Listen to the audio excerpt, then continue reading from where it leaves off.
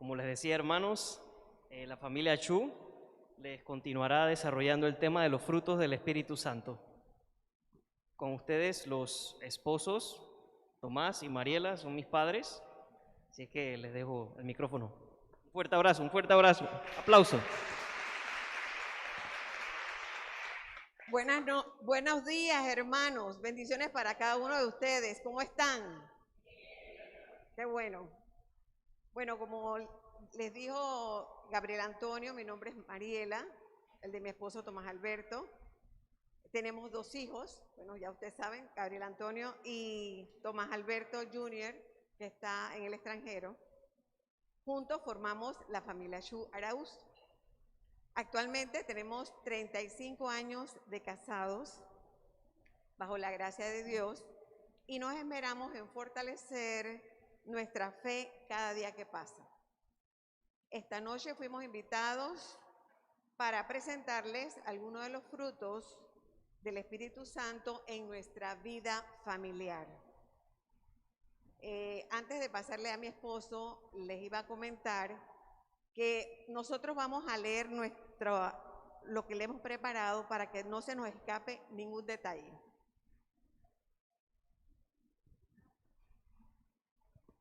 Buenas noches. Buenos días, disculpe.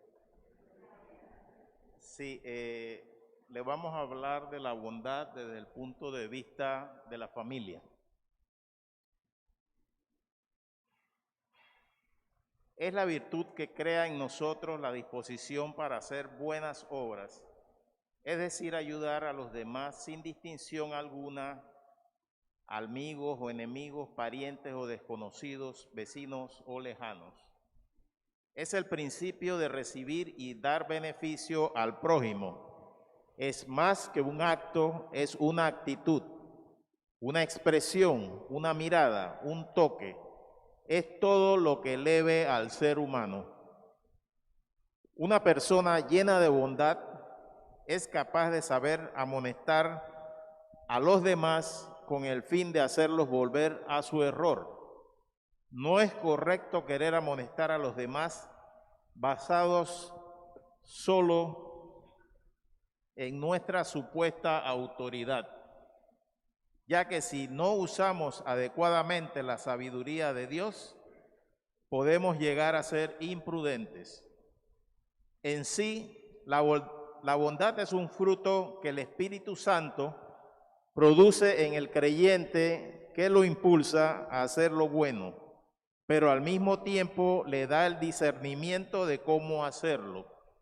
Por tanto, el cristiano necesita desarrollar el fruto del Espíritu Santo, que es bondad, ya que como hijo de Dios está obligado a vivir su salvación, produciendo toda clase de buenas obras que reflejen a este mundo la obra que Cristo ha hecho en ellos.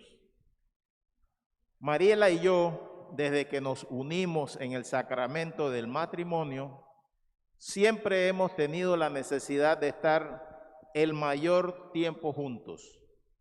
Hoy día trabajamos y vivimos en nuestro propio hogar, es decir, que el fruto de la bondad nos ayuda a servirnos con el espíritu de cuidado y preocupación por el bien de cada uno.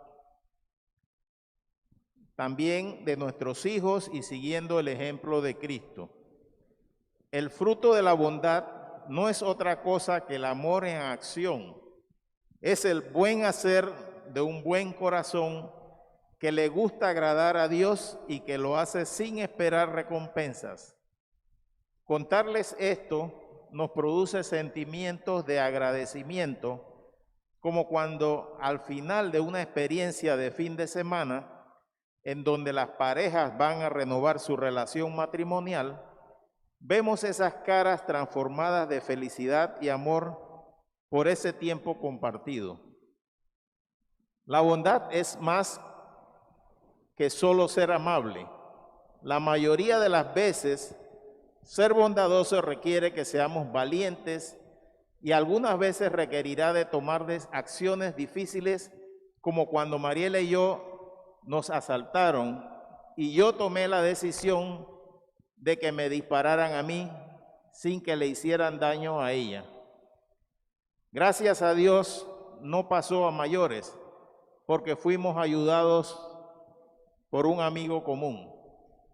Contarles esto nos produce sentimientos de agradecimiento, pues sentimos la presencia del Espíritu Santo y la protección de su Madre Inmaculada en ese lugar. Ahora veremos la mansedumbre. Es uno de los frutos del Espíritu Santo nombrados por San Pablo en su carta a los Gálatas. Además, forma parte de una de las bienaventuranzas de Jesús. Bienaventurados los mansos, porque ellos heredarán la tierra. La mansedumbre cristiana a veces se confunde con debilidad o cobardía, pero no es así. La mansedumbre implica una gran fuerza interior capaz de controlar los impulsos más elementales del ser humano, como la violencia, el egoísmo o la arrogancia. Así, la mansedumbre es más bien una actitud de obediencia y amor hacia Dios, hacia el prójimo y hacia nuestro cónyuge. El que posee esta cualidad perdona las injusticias, corrige las faltas y gobierna su propio espíritu. Manso es ser dócil, humilde, suave, pacífico, afable, sumiso, que se somete siempre y en todo lugar. Como cuando Mariela y yo discutimos por algún motivo. En ese momento me acuerdo que es difícil ganarle una discusión a mi amada esposa, y opto por ser manso como paloma y astuto como serpiente. Lo primero que hago es preguntarle cuáles son sus sentimientos acerca del tema en discusión, y luego le cambio la conversación, dialogando solo por el sentimiento más fuerte que tiene en ese momento. Al instante, su mirada cambia y todo se torna color de rosas, abrazándonos y besándonos como si nada hubiera pasado.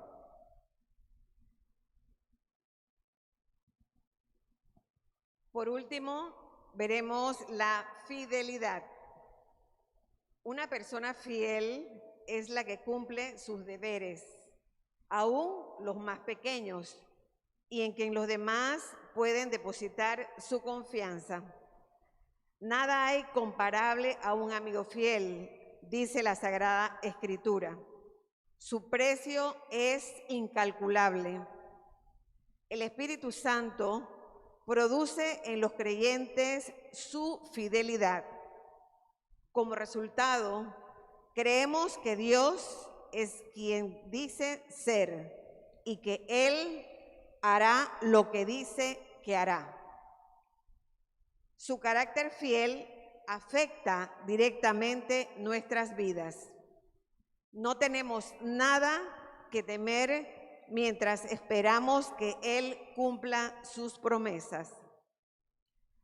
La fidelidad es necesaria cuando las promesas de Dios parecen contradecir completamente lo que vemos. Cuando los caminos de Dios están ocultos de nosotros, cuando el mal ataca, cuando las dificultades vienen una tras otra, es cuando necesitamos que el Espíritu produzca su fruto de fidelidad en nosotros. Como cuando Tomás Alberto y yo nos quedamos sin trabajo durante la pandemia. No era la primera vez que estábamos en esa situación, ya que con anterioridad nos había sucedido igual.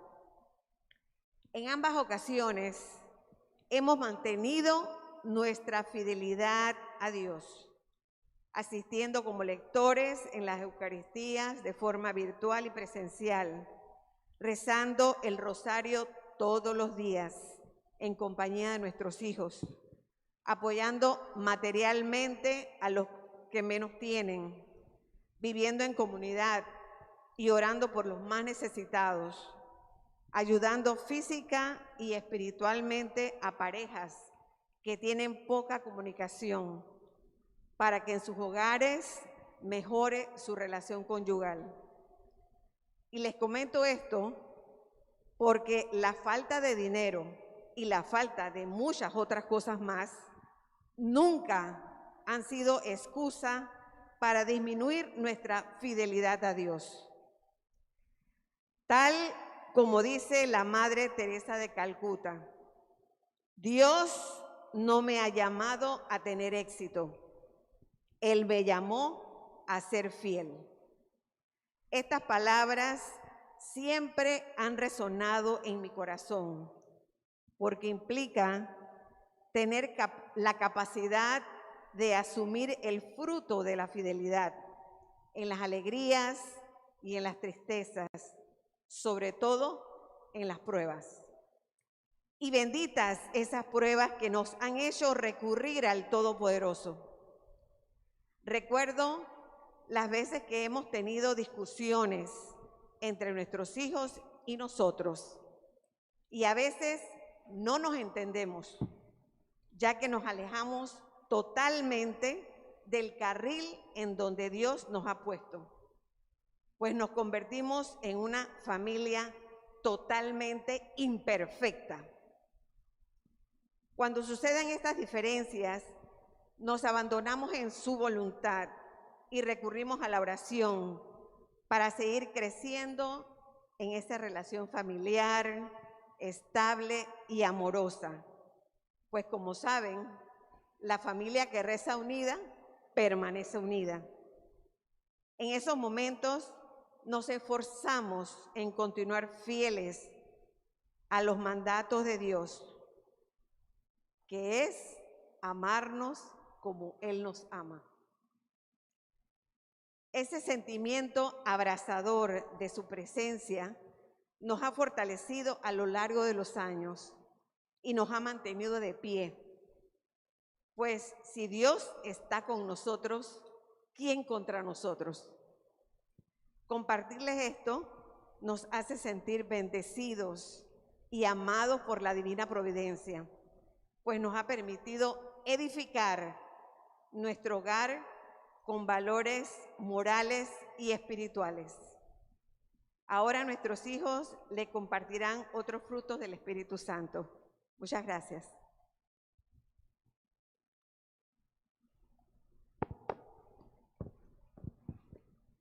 Bueno, queridos hermanos, yo les hablaré sobre un fruto que es la castidad.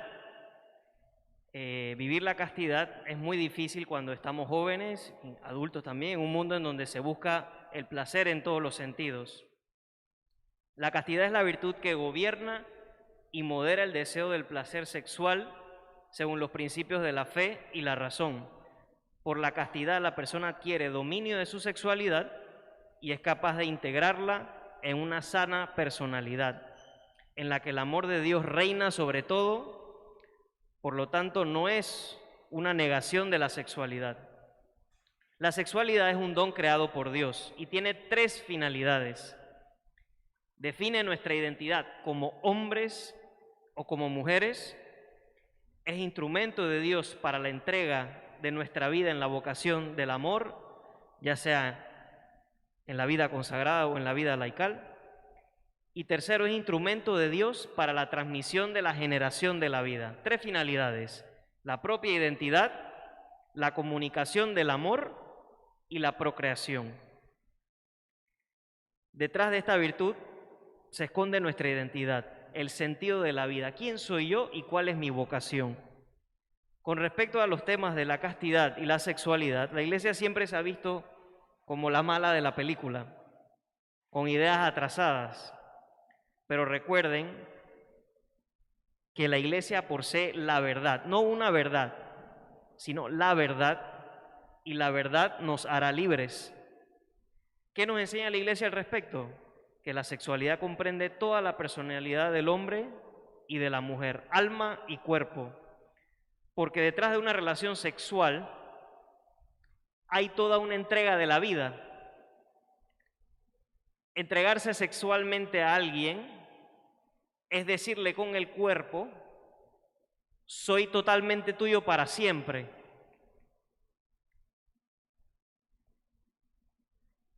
La entrega sexual es la expresión de la entrega del alma y de la vida. De lo contrario, es una gran mentira. Por esta razón, es necesario que en el noviazgo se practique la virtud de la castidad. El noviazgo es un tiempo de discernimiento, y si no se practica esta virtud, no habrá esa necesaria distancia para discernir, para pensar bien las cosas. Pues pasa muchas veces que los novios tapan los problemas con el sexo, utilizándolo como si fuera una vía de escape, pero no logran prepararse y madurar como pareja para el matrimonio, donde habrá muchas más dificultades. Y de acuerdo con el Catecismo de la Iglesia Católica, los novios están llamados a vivir la castidad en la continencia, es decir, reservar para el tiempo del matrimonio las manifestaciones de ternura específicas del amor conyugal. La virtud de la castidad nos permite poseernos, ser dueños de nosotros mismos para así poder darnos. Es una virtud liberadora y el que no la practica se vuelve esclavo. La Iglesia no predica, por último, esta virtud para Superman. Somos débiles. Pues entonces la virtud de la castidad es para ti, para mí. Dios quiere este ideal para nosotros, que es verdadero, bello, bueno. Nosotros no estamos solos. La gracia de Dios no nos deja solos. Decía el Papa Francisco que la fidelidad consiste en custodiar nuestra fragilidad y ponerla en diálogo con el Señor. Y un obispo solía decir a las personas que les costaba practicar esta virtud, ¿no? La virtud de la castidad. Y el obispo les decía, ¿no? Nunca pierdas la paz, no pierdas nunca la paz, pero no hagas las paces con tu pecado. De esta manera llegarás a la meta. Sé perseverante y pídele a Dios el don de la pureza. Y si alguna vez ha faltado a la virtud de la castidad, ha fallado o cometido un error con respecto a este tema, no olvides esto nunca, hermano, que a mí cuando lo escuché nunca se me olvidó, ¿no? El corazón del hombre no es de quien lo ha roto, sino de quien lo ha reparado. El perdón de Dios es capaz de regenerarnos, de hacernos nuevos, de hacernos vírgenes. Gracias. Y por último, mi hermano va a terminar de desarrollar brevemente estos temas. Él no está aquí, pero yo déjeme coordinar con la gente de medios para ver si lo llamo. Déjenme llamarlo. ¿Están listos? ¿Ya lo contactaron? Déjenme, sí. A ver.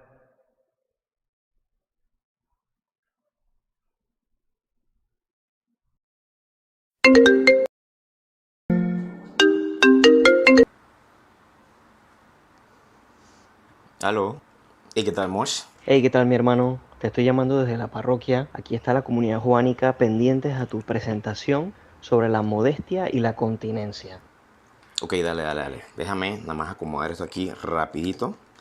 Y para empezar, primeramente buenas noches, comunidad juánica. Espero que todos se encuentren muy bien. Los extraño mucho. Bueno, estoy muy feliz de que me hayan dado esta oportunidad para poder explicar estos temas brevemente en la noche de hoy. Empiezo. La modestia. El mundo nos enseña cada día que la modestia se relaciona solamente con la manera de vestir y también lo relacionan mucho con el comportamiento que utilizamos hacia los demás para obtener algo, que vendría siendo como una especie de hipocresía. Sin embargo, la modestia para nosotros los cristianos debe ir de la mano con la humildad y con la sencillez. Es reconocer que todo lo que hemos logrado ha sido gracias a Dios. Por ende, debemos mantener siempre ese servicio constante hacia los demás. Es decir, entre más logremos cosas, entre más nos preparamos, más tenemos que estar al servicio de los demás. Entre más subamos en cualquier ámbito de nuestra vida, más tenemos que estar serviciales, con empatía y atentos hacia los demás. Me recuerda mucho cuando nosotros los cuatro nos reunimos a hablar de tantas cosas. De vez en cuando nuestros padres nos motivan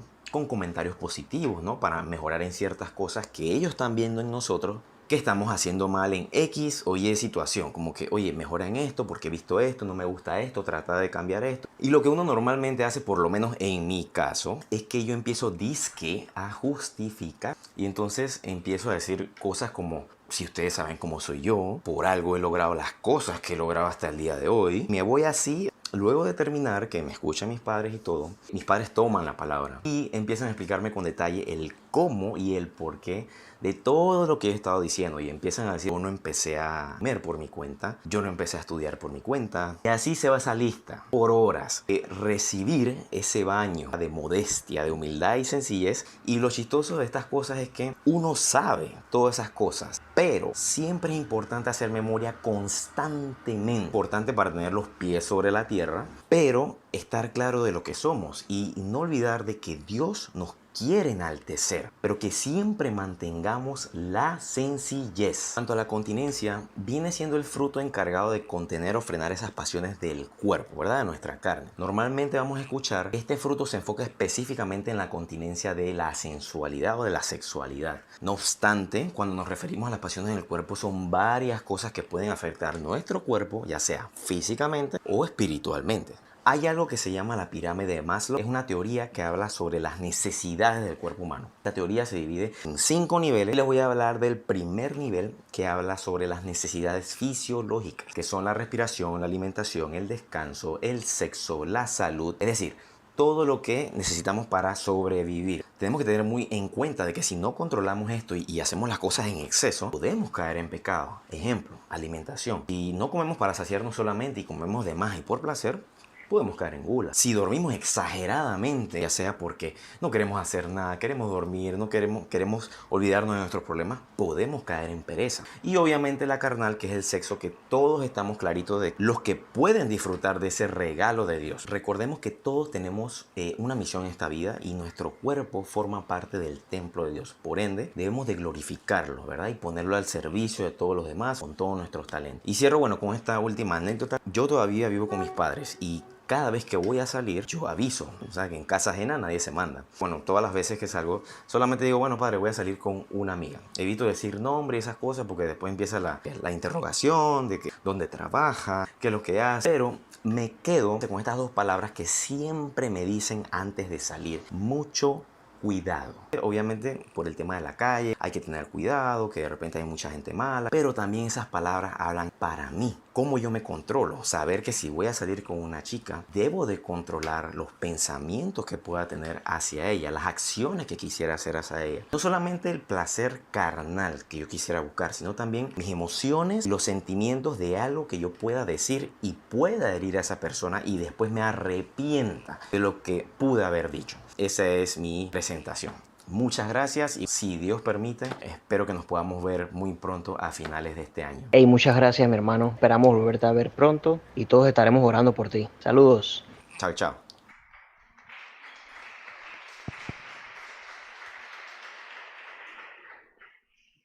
Y por último, gracias hermanos por habernos escuchado con el corazón. Gracias, gracias, gracias.